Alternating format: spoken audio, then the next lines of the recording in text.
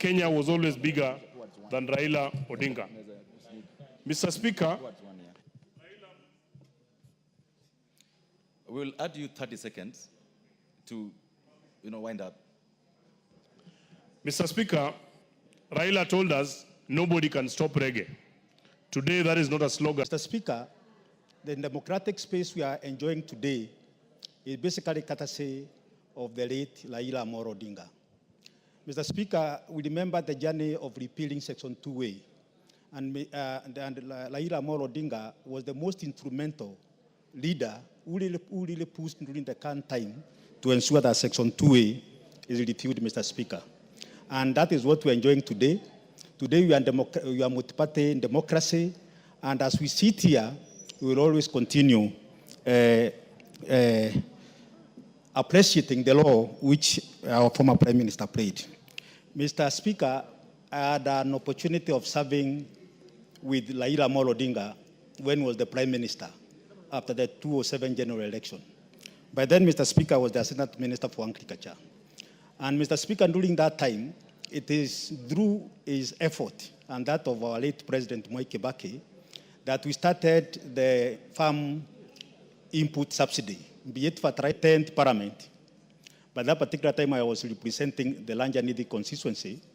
We had a very bad accident near Nidi Branch, whereby almost 10 people from Medero community, we lost 10 people from one community. And it is Raila Amolo Odinga who came to our aid.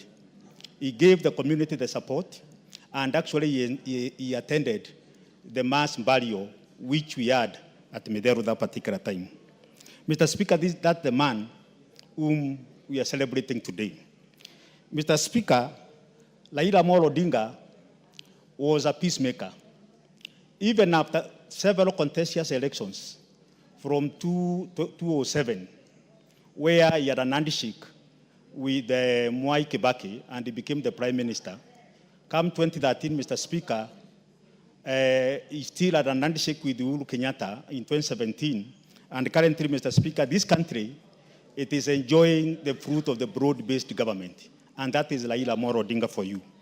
Mr. Speaker, Raila Amolo Odinga was a pillar of political stability in this country.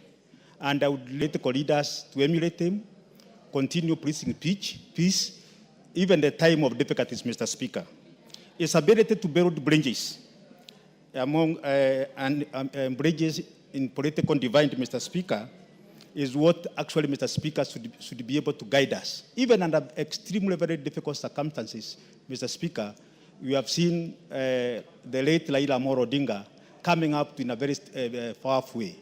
Mr. Speaker, Raila Amolo Odinga has been standing for the peace of this country, even under the extreme circumstances, especially after the Gen Z revolution, Mr. Speaker. Gen Z came, Raila Amolo Odinga could have taken advantage of that situation and continue being on the other side of the divide. But he decided to have an handshake with His Excellency, the President William Ruto, and the country has been able to stabilize. And up to and including today, Mr. Speaker, we have seen other leaders, other political party leaders also joining hands with His Excellency the President so that this country can be able to go far, Mr. Speaker.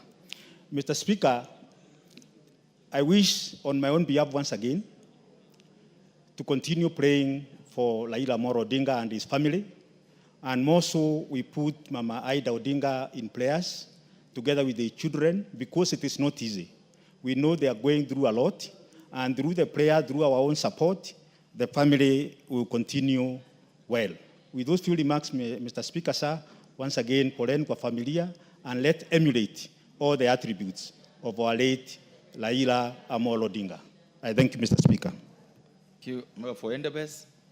Honorable Speaker, on my own behalf and that behalf of the great people of Endebess, I want to send my condolence to the family of the late former Prime Minister Raila Odinga, to his children, and to my colleague, Honorable Ruth Odinga, who is a member of the Budget and Appropriation Committee. Honorable Speaker, Honorable Raila Odinga was a great man. With Honorable Mule Mutinda, member, and Honorable Mwadime, the current governor for Taita, we went together to Morocco to a place called Dakhla. While we were there, Honorable Speaker, at one stage, you know, Kenya does not, at that time, does not support the Morocco's occupation of Western Sahara. So at that time, he was on a first class. But when we landed in Dubai, he decided he was not going to sit in the first class lounge. He was coming just to enjoy our company. You can recall, Honorable Speaker, that is humility. A humble guy who is of that status. Because during that meeting in Dakhla, he was the chief guest together with Reverend Jesse Jackson. And Honorable Speaker, when you look at the history of the enigma Raila Odinga, he sacrificed a lot for this country. Many people have made careers from his support. Many people have made also careers from opposing him, using his name. Today, a great man rests, Honorable Speaker.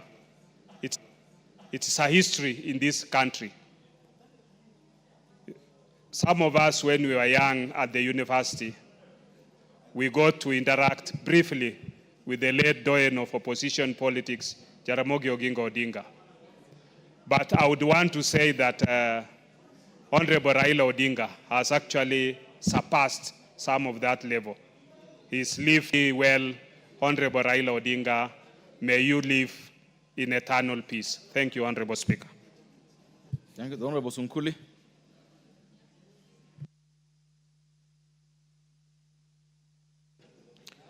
Mr. Speaker, today we are paying tribute to a compatriot, a fellow citizen of this country who has lived indeed and served on many, many fronts, a political figure with many abilities.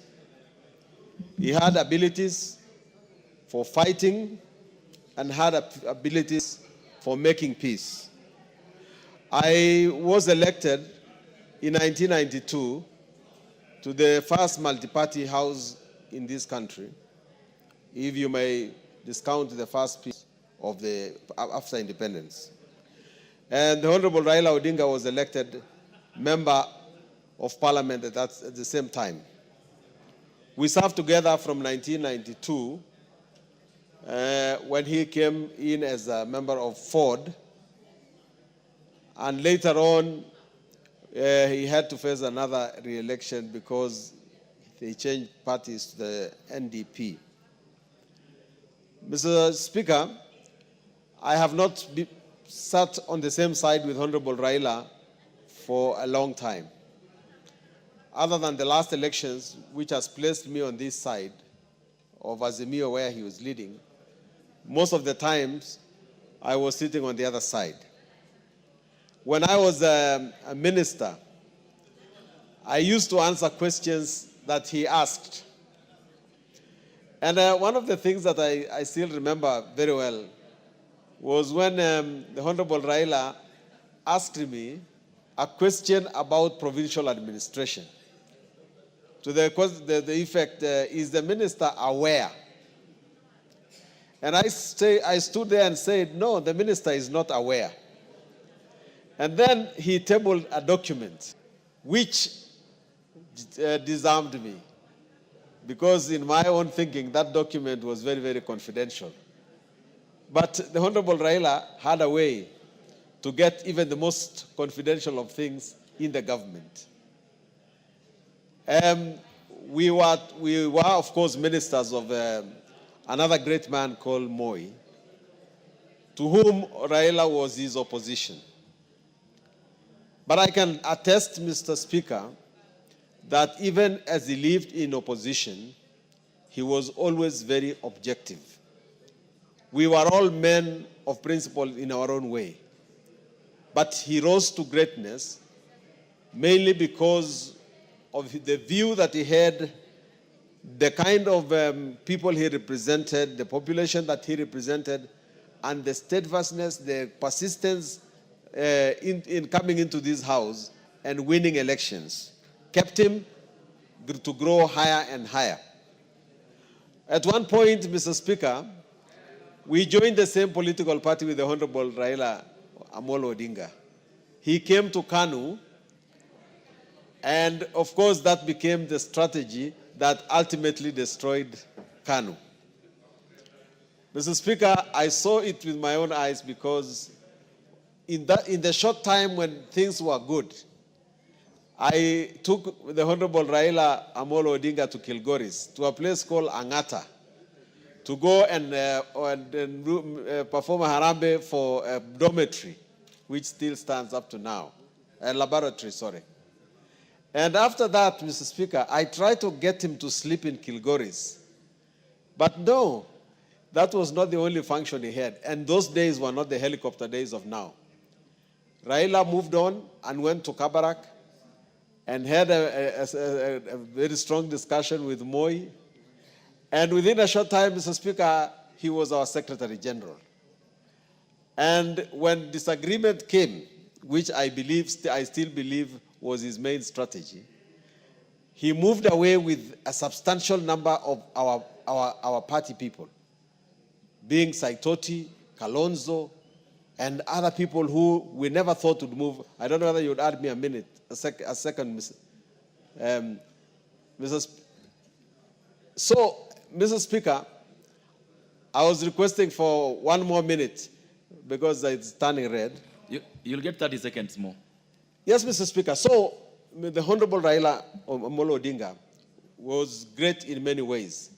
Of course, he was the face of the opposition. Does that... of course, he was the face of the opposition. We will always remember him for being a man who played many roles. He was on this stage. As Shakespeare says, this world is but a stage. We all have our entry as well as our exit. Now Raila came, played his many roles. He entered into the world, and fortunately, he has to exit, like all of us have to do. Fare thee well. Kenya will miss you. Thank you. Member for Njoro.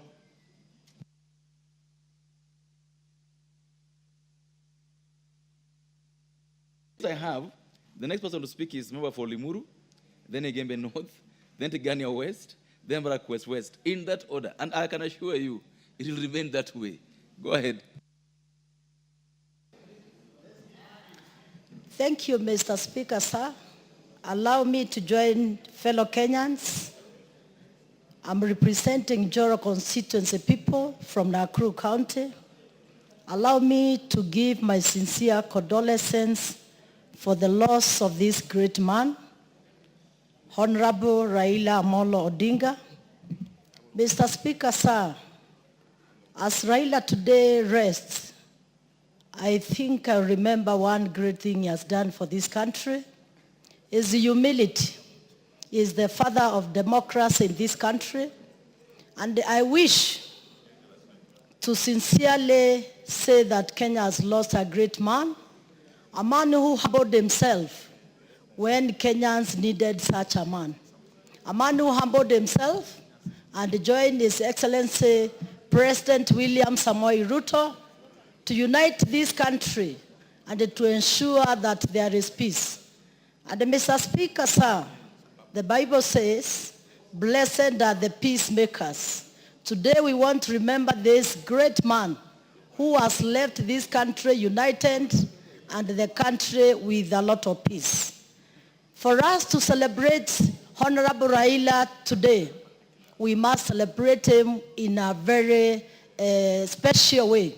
That he is a great man who has made all of us to have a peaceful country. I think my humble request to all Kenyans, let us celebrate this hero with a lot of peace and ensure that there is also peace, love, and unity in this country. I also want to take some time to pray for our mom, Ida Raila, and tell her that we pray for her that God will give her a lot of strength. May God protect the family and our children. I know it is the worst moment right now, Speaker, for Ida. And I'm speaking myself as Member of Parliament who has also gone through a lot of pain here. Therefore, today I take this moment to pray for this humble lady, Ida, so that God can make her stronger, so that she can continue with her life and to make the children for Raila to be more stronger. For all of us, let us take the best readings we have gotten from Raila, the man who also fought for devolution in this country. Let us try to pick the best things. Mheshimiwa, kwa sisi wote wa Kenya, tunaomboleza na tunasema Mungu aweke Honorable Raila mahali pema. Asante sana, Bwana Speaker. Member for Limuru. Members, if you could do 3 minutes each, under amendment, we could have probably another, because I would be extending a few minutes so that we can get more. Thank you, Honorable Speaker, for giving me an opportunity. Let me take this opportunity to give my condolences to the family of the Right Honorable Raila, from my family and the great people of Limuru. The life of Honorable Raila has been given, and for me, I have learned and have thanked God for him being a gift to Kenya. I see him as one person that we can learn a lot about forgiveness, because in his life, he has honestly forgiven many who even did bad things to him. The other thing, Mr. Speaker, is his capacity to be able to tolerate. Even when people have called him all sorts of things, he has always been is focused, and in particular, his love for this nation. I also note one other thing that is special to him, the fact that he can be able to reconcile with people of divergent beliefs or convictions, and one person who has actually demonstrated this in this country. But let me also say that this is one person. As an engineer, I met him when I was a student, and he was at the University of Nairobi. And I followed his engineering career to when he was in the Kenya Bureau of Standards. Mr. Speaker, this is one person who also believed in Kenya, that Kenya can actually grow itself. He even went to behalf of many of the engineers who have passed this house. And even to my professional colleagues out there, we have lost somebody who we are looking up to, because he is one person not only took his ideas about infrastructure development in Kenya, but also the rest of this Africa continent. He believed that we can open up the various roadblocks created between the countries and have major infrastructure crossing all over the African continent, so that this continent can grow. For this nation, I remember not long ago, he talked about the need to address the issues of JKIA. And today, when I was looking at this airport, when we were receiving his body, I felt that if there was something that we need to do, is to make JKA, the Right Honorable Raila wanted to see. Make sure that it becomes the hub of the East African region, and that we do not need to be number 3, behind Addis or Kigali. So for me, he's a man who had vision for developing not only this country, Kenya, but the region. And one that if there is something we can learn, is that he was not a tribalist. He did not want to play the kingmanship, but he believed that as a nation, we can live together and we can develop this country together. May his soul rest in eternal peace. Thank you.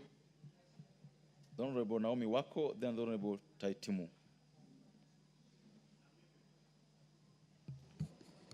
Thank you, Honorable Speaker, for giving me the opportunity to give my tribute on behalf of Marsabit people and on my own behalf. Honorable Speaker, it's a sad day because we've lost a great leader, somebody whom we have known as Baba, and many people have associated with him. Many have worked with him and known as freedom fighter, known as reformist, and also the role he played in this nation as opposition leader who had great following. Honorable Speaker, this morning I went to there just to be a very patriotic person and demonstrated the love he had for the country by working with all the presidents. Our president, William Samoei Ruto, is the 5th president, but he has worked even with all the who connected well with many politicians, who connected well with many international leaders for celebration and to mourn. And today, it is our time as a nation to mourn. It is our time as a nation to mourn the passing on of a great leader.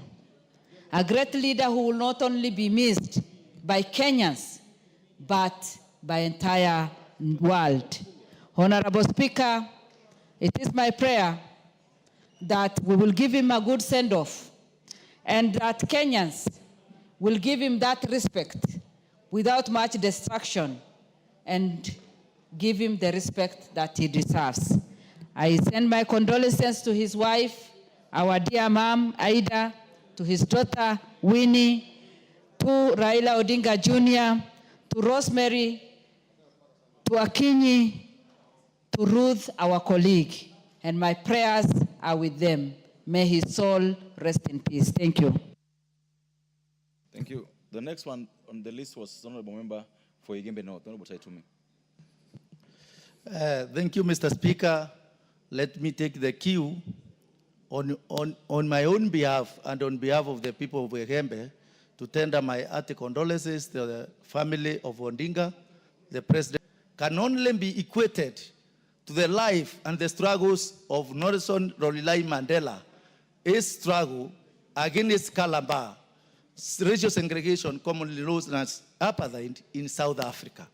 Yesterday, Mr. Speaker, the entire country was engulfed by a dark cloud when the news of passing on of the great Kenyan, the Honorable Raila Odinga, was announced.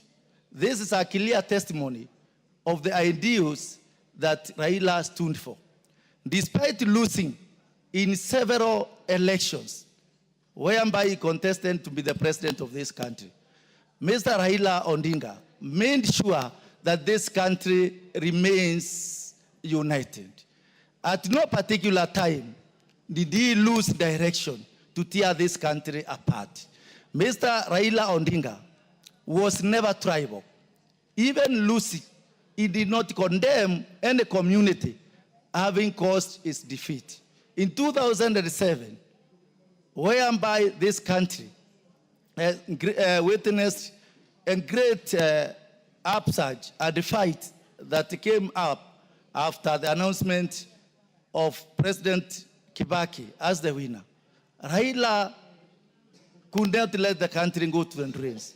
This is a man who walked his talk. When he said something, he did not mind how many people were against it. He stood for what he believed in. And I would pray that his passing on fortifies this country so that the country remains united, the country remains stable, and without equivocals that are caused by tribal divisions. We are eulogizing a great man, a patriot, a person whose political interest transcends other things other than the interest of Kenya. Thank you, Mr. Speaker, for this opportunity. Thank you, sir. Member for Regania West. And he'll be followed by...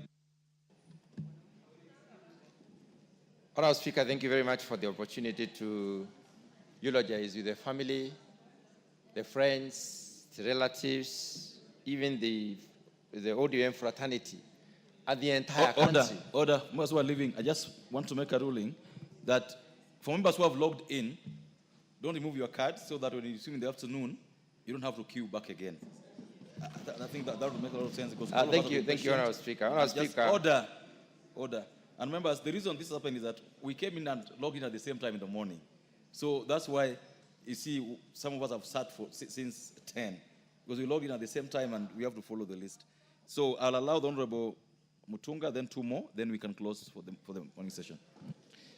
Honourable Speaker, I stand to eulogize with the family of the late Honourable Raila Amolo Odinga, his dear wife, his daughters, and the son, Honourable Speaker, our colleagues, Ruth, who is in my committee, and also the brother, Senator Oburu Odinga, and others, Honourable Speaker. Honourable Speaker, I also know that many Kenyans are affected. The members of the ODM party are affected. The lovers of democracy in this country are seriously affected because Raila has been a great pillar in fight for democracy. Honourable Speaker, to all of us, we have learned many lessons. We have learned courage as a lesson where Raila Amolo Odinga is concerned. The Right Honourable Raila Amolo Odinga has been a beacon of hope for many of us in this country. He has spearheaded many courageous fights. He has spearheaded the fight for democracy and the scrapping of Section 2A of the Constitution then. Honourable Speaker, Raila has been a great man who has fought for this country, not only for democracy, Honourable Speaker, he was at the forefront in fighting for the Constitution. Kenya today enjoys about the best Constitution in Africa, which has really exposed our people to living the lives of the 21st century. Honourable Speaker, were it not for him, I don't think we would have achieved it in the time we did achieve that particular Constitution. Honourable Speaker, in that Constitution, the Honourable Raila Amolo Odinga made sure that the rights are properly captured. The chapter on rights and fundamental freedoms is very articulate and very detailed. The issue of the right to association, the right to freedom of expression, and many other freedoms have been very well articulated in the Constitution. And he is one of the people who have even demonstrated in this country that people need to be heard. Honourable Speaker, in all the cases that the late Right Honourable Raila Amolo Odinga lost as a presidential candidate, he chose peace. He chose to negotiate. He never chose to throw this country into trouble. He never chose the war, any other, solution to such problems. He chose to negotiate. And since he's been negotiating, we need to learn as leaders, when we make inflammatory statements and try to bring our people against others, we need to know that Kenya is a unitary state. It is indivisible. This is where we all live, and this is where we shall all live, and this is where our great children and great-grandchildren will live. And therefore, we need to maintain it as a country where everyone feels comfortable to live as a Kenyan. Honourable Speaker, the Honourable Raila Amolo Odinga was also in the forefront in the fight for devolution. He has helped uphold devolution because the idea is to try and even out the development. And it's upon realization that certain parts of this country were not accessing development because they were not in the top echelons of leadership of the country. The present war that Raila Amolo Odinga was fighting, which is enshrined in the NADCO report, is the war on the fidelity of the political parties. And this is a war that needs to be fought, and we need to remember that it is a war that needs to be won as well. Finally, Honourable Speaker, I would like to thank the President for considering that Honourable Raila Amolo Odinga deserves the he deserves a state funeral. This is a deserving man. He's been the first,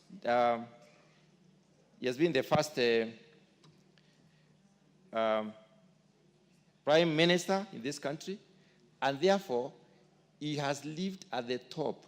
Even if he has never been the president, he has been the greatest support to all presidents of this country. And in that case, Honorable Speaker, he really deserves to be given a state funeral. And that is why most of the Kenyans today are mourning. We all are mourning because we have lost a great man, we have lost a great hope for this country, and his loss has left a huge gap. This, we need to pray that it may be filled correctly. Honorable Speaker, with those very few remarks, I wish to pray that the soul of Honorable Raila Amolo Odinga rests in eternal peace. Thank you. We'll have the member for Bureti, then we'll close the member for Seme this morning. Thank you, Honorable Speaker. I stand to join Kenyans and the members here, and on behalf of the people of Bureti, wish to convey our condolences and to the people of Kenya, particularly the family of the late Raila Amolo Odinga, the people of Kisumu, the ODM fraternity, and the rest of the world. We join in mourning and speak of the great things Raila Amolo Odinga has done, not only in advancing the democracy and the democratic space in the country, but also in the improving and in the holding together of a nation. In times of crisis, Raila Amolo Odinga has stood with the side of history for progress and for the people so that we can remain together as a nation. Today, Honorable Speaker, is a sad day for the country. And knowing this, we want to stand together as a nation and remember the work that he has done, to further the work that he has done in peace building, in bridges building, and in also making sure that this nation remains as one unitary state. One of the great legacies Raila Amolo Odinga has left is a unified country.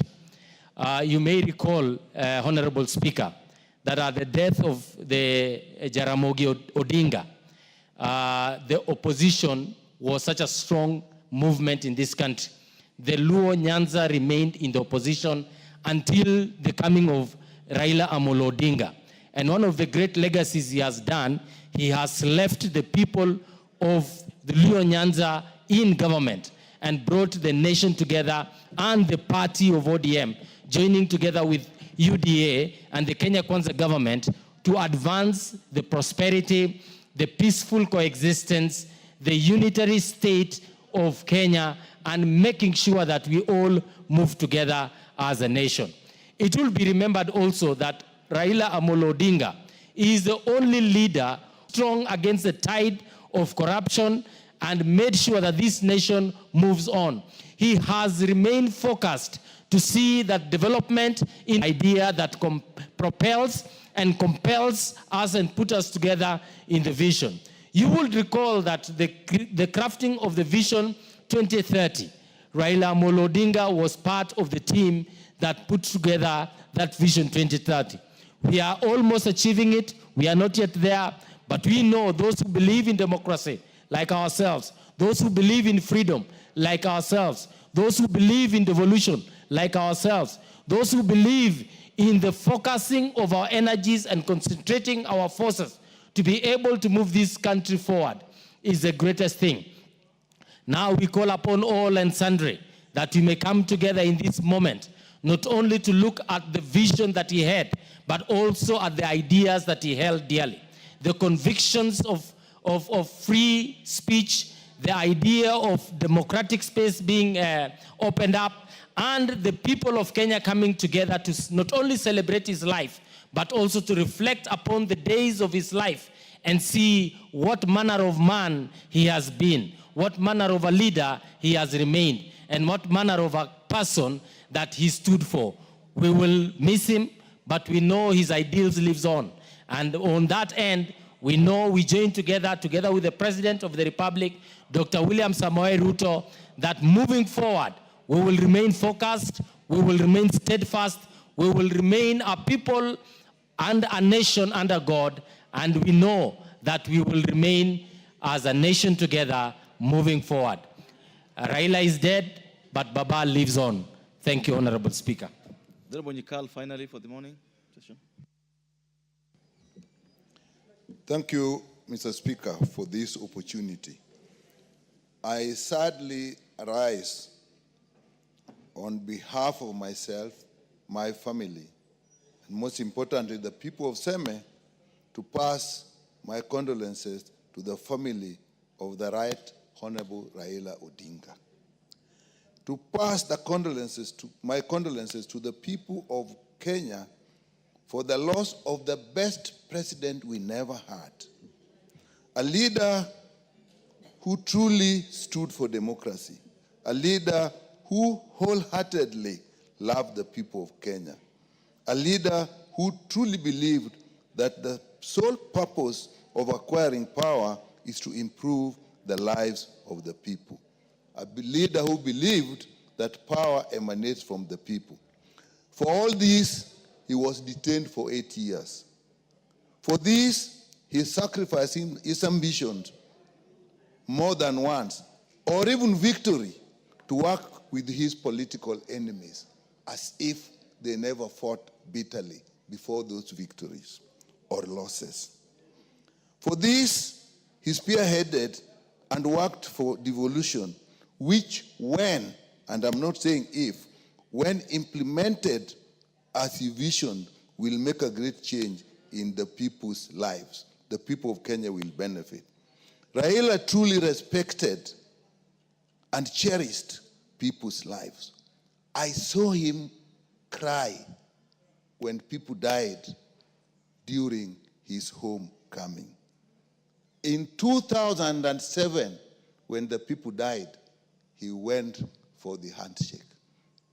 After his homecoming, when people died, in 2007, he went for the coalition government when people were dying. When people died during his homecoming, again, he went for the handshake. He truly lived for the welfare of the people of Kenya. May God rest his soul in eternal peace.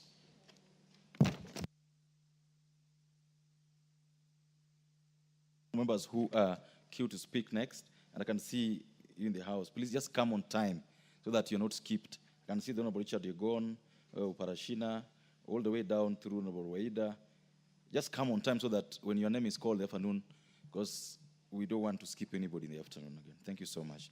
All members, and the time now being 1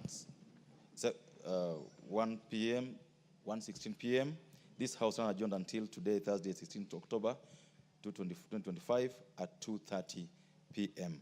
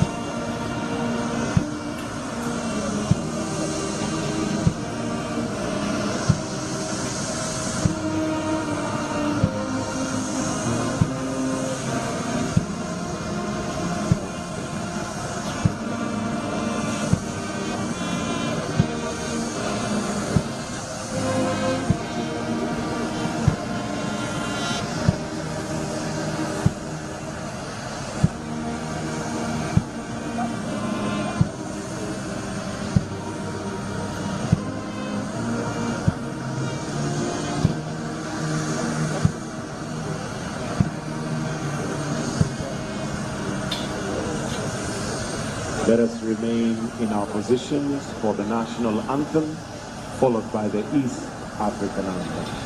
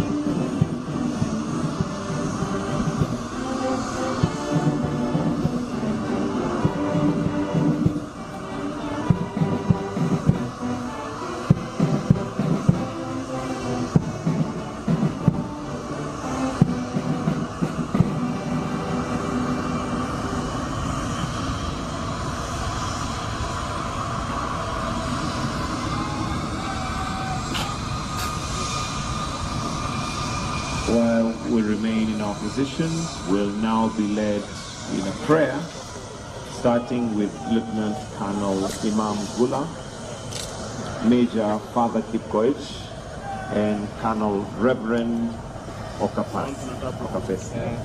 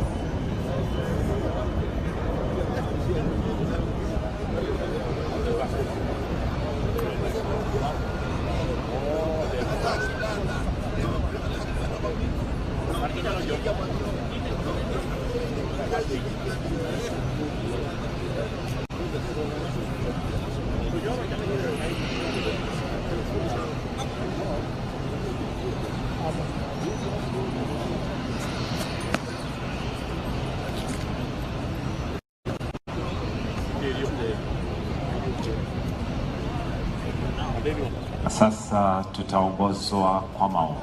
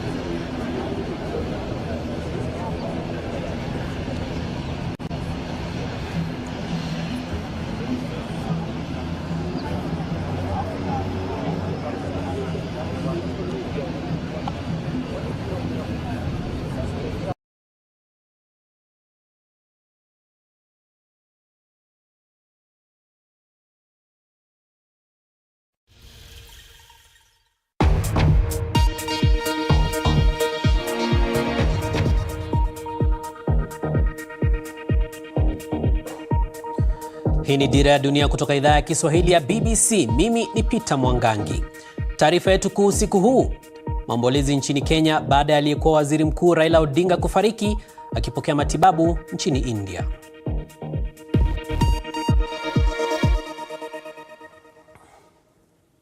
Tunaanza na taarifa za tanzia. Aliyekuwa waziri mkuu wa Kenya na kinara wa chama cha ODM Raila Odinga ameaga dunia. Kulingana na taarifa iliyowasilishwa na Rais William Ruto mapema leo, Raila alifariki alipokuwa akipokea matibabu katika hospitali ya Deva Matha iliyopo mjini Kerala nchini India. Raila amefariki akiwa na umri wa miaka 80 kutokana na mshtuko wa moyo. Kwa sasa, kama unavyoona katika picha hizi kutoka India, mwili wake umetayarishwa kwa maandalizi ya kurejeshwa nchini Kenya. Ujumbe wa watu 30 unaoongozwa na mkuu wa mawaziri Musalia Mudavadi umeondoka Kenya kwenda India kupokea mwili huo. Nchini Kenya, taarifa za kifo chake zimepokelewa kwa huzuni kubwa. Wafuasi wake walijitokeza barabarani kumwomboleza kiongozi ambaye walimfahamu kama baba na mtetezi wa wanyonge. Kiongozi huyo aliwania urais mara 5 lakini hakufanikiwa. Rais William Ruto ametangaza siku 7 za maombolezi na kuamrisha bendera ya taifa kupeperushwa nusu mlingoti katika ofisi zote za serikali. It is with deep sorrow that I inform the nation of the passing on. Kwa huzuni kubwa sana tunaomboleza kifo cha Raila Amolo Odinga, aliyekuwa waziri mkuu wa Kenya, mzalendo, mpiganaji wa haki aliongoza mageuzi yaliyoleta uhuru. Alikuwa sauti ya wanyonge. Imani na ujasiri wake vilihamasisha vizazi vingi, na mawazo yake yalichochea pakubwa mkondo wa historia yetu. Kenya na Afrika wanaomboleza mpiganaji jasiri wa uhuru, na jina la Raila Amolo Odinga litasalia daima katika nchi hii kwa kujitolea kwake kutetea sheria kwa miongo kadhaa.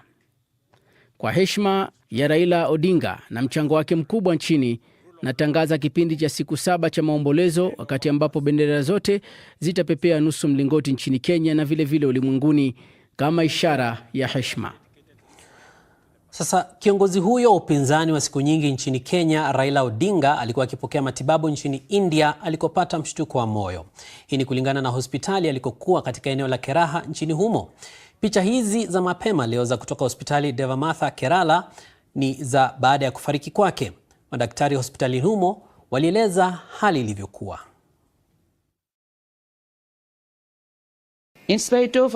Tuliendelea na huduma ya dharura, lakini licha ya kumhudumia zaidi hatukuweza kumwamsha. Kwa hivyo tunasema pole, kwani hayuko nasi. Pole kwa familia na Wakenya kwa jumla. Condolence and prayers for his family and for the Kenyan people. Spika wa bunge la taifa la Kenya, Moses Wetangula, ameahirisha kikao cha leo hadi kesho, ambapo muda utaongezwa ili kuwapa wabunge nafasi ya kutoa risala zao za rambirambi. Lakini je, hali ikoje katika eneo la Magharibi ambapo Raila Odinga anatokea? Sasa tunaungana mubashara na mwandishi wetu Roncliffe Odit aliye jijini Kisumu ambako ni ngome ya Raila Odinga. Odit, hali ikoje huko uliko? Asante sana Peter Mwangangi. Hapa jijini Kisumu, kama ulivyotaja, ndio ngome yenyewe ya Raila Odinga. Ni mahali ambapo kwa muda mrefu wengi wamejivunia, wamempenda, wamemenzi Raila Odinga kama baba, kama kiongozi, na wengi hapa kumuona kama mtu wa maana sana katika maisha yao. Sasa tangu habari hizi zilipojulikana asubuhi, kumekuwa na biwi la simanzi. Lakini kando na hivyo, kumekuwa pia na pilka za kawaida za jamii ya Waluo ambao ndio wanaotokea eneo hili la Kisumu na Nyanza kwa ujumla nchini Kenya, ambao huwa na tamaduni zao za kumenzi mtu mwenye hadhi ya juu kama Raila Odinga wakati anapofariki. Mchana nilipowasili hapa, hali ilikuwa kama ninavyosimulia. Nyuso za huzuni, majonzi, biwi la simanzi. Hayo ndio yanayokaribisha hapa Kisumu, katika eneo ambalo kwa miaka mingi limekuwa himaya ya kisiasa ya aliyekuwa waziri mkuu Raila Odinga. Wakazi wa hapa Kisumu bado hawajakubali kilichotokea. Wengi wao bado wanachukua muda kukubali ukweli kwamba Raila Amolo Odinga hayupo tena pamoja nao. Niko na uchungu mwingi, sizi danganya. Huyu mzai amenimaliza, sizi danganya. Huyo ni baba wetu. Bila yeye hatujui Kenya itaenda wapi. Na siasa za demokrasia, siasa zote za Kenya ni baba. Uweze ukaongelea siasa ya Kenya kabla hujamuita jina ya baba. Very sad indeed. Ni huzuni kweli. Sijawahi kulia machozi, lakini kwa kifo cha Raila kwa mara ya kwanza nimetoa machozi. Naiomba jamii yangu ya Wajaluo na Wakenya kwa ujumla kumuombeleza Raila kwa amani, sana sana vijana. Our young men. Kwa kawaida eneo hili la katikati mwa mji wa Kisumu huwa na pilka nyingi sana, biashara nyingi, maduka, hoteli, wafanyabiashara, lakini leo mambo ni tofauti kabisa. Yote yamefunga, na hii ni kwa sababu ya heshima walionayo kwa kiongozi wa muda mrefu wa kisiasa ambaye hii ilikuwa ngome yake ya kisiasa, Raila Amolo Odinga. Na bado tunaye Roncliffe Odit. Je, hali iko vipi nyumbani kwa Raila huko Bondo? Sawia tu na eneo lingine lolote la msiba, Mwangangi, Bondo nyumbani kwa Amolo Odinga kuna majonzi. Wengi wa wananchi, tena kulingana na tamaduni za jamii ya Wajaluo, wameshafika pale na watakesha pale, watakaa pale hadi siku atakapozikwa. Wageni wamefurika katika boma lake la Opoda Farm, wengi wakiwa wanamuomboleza, wanamenzi. Kuna baadhi ambao wako pale walikuwa wanamjua kama mtu binafsi na alikuwa amegusa maisha yao kwa njia moja au nyingine. Kwa hivyo wako pale wakiwa wamejumuika na familia, ndugu, jamaa na marafiki kuomboleza kifo cha Raila Amolo Odinga. Na je, mmesikia nini kuhusu mipango ya mazishi?